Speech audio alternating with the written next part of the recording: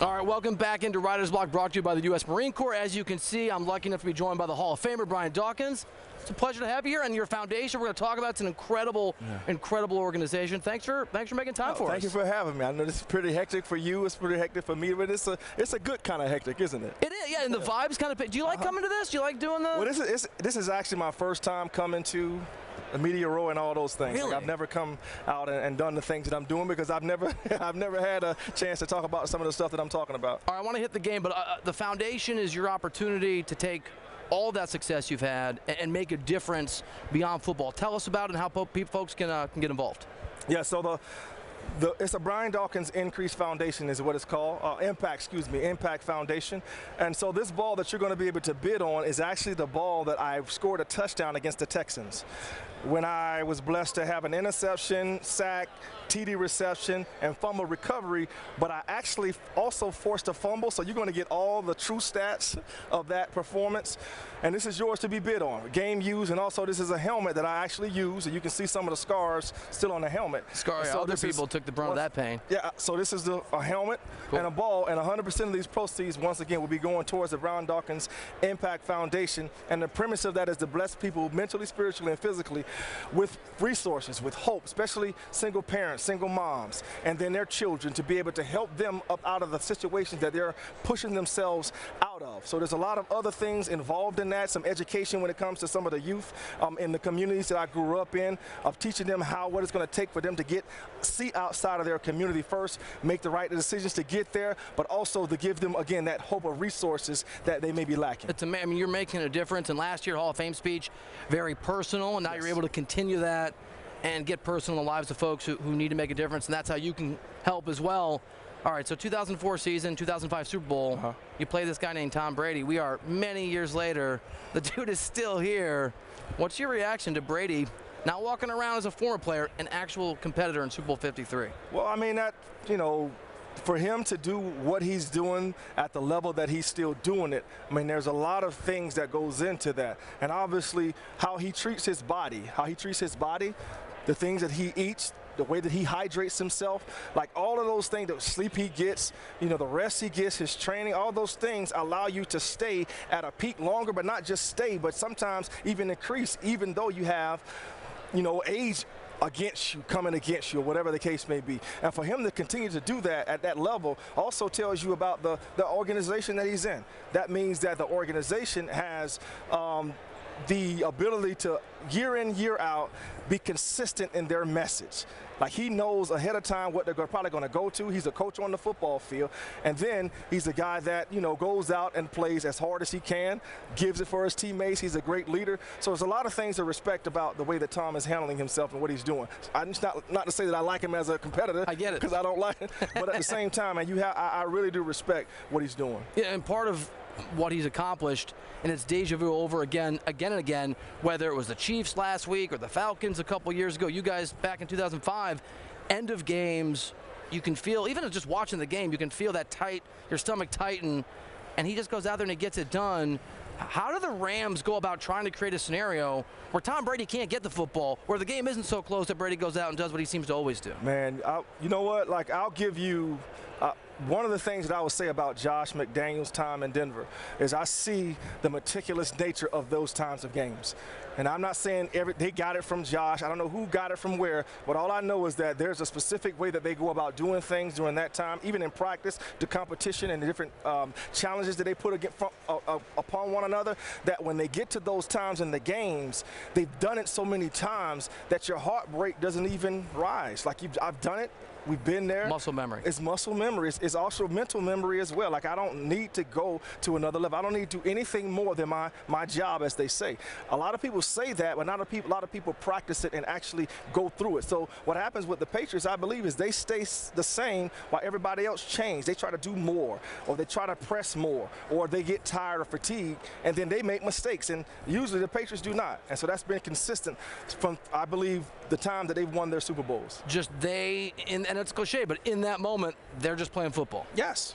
And that's what the game is. It's about playing football. But when you start thinking outside of everything else, letting everything else come into your thought process, you actually give invitation for mistakes to happen. because you're thinking about everybody else's job instead of your job. You do your job to the best of your ability. Oh yeah, then I'm gonna help my teammate if something then happens. Then that's a different mindset. Again, they position by position, if you listen to how Belichick teaches, that's what they teach those guys. You do your job. That's their mantra. All right, so you're a Hall of Famer. You know a thing or two about playing defense. If you're Josh McDaniels, you have some insight on. If you're Tom Brady, what are you trying to do when you look out there and you see Aaron Donald, you see Ndamukong Suh, you see Marcus Peters and Aqib Talib? How do you attack those guys? Well, the team that has beaten the Patriots, not last year because Tom actually had a very good game last year, but the Giants that have beaten him, they did a couple of things to him consistently. They got after him and made him move around the pocket, and they got to him and hit him. They didn't allow him to step up in the pocket, run past him, allow him to step up in the pocket to complete passes. The other thing that they did is they tackled well in the open field. Like, you have to do those two things. You can't give them yards after contact. You can't give them yards after catch. If they catch the ball, it's contested catch, no yards after contact, and make them go the long haul down the field, and then hopefully your pass rush will get to them and force them to do something that they don't want to do.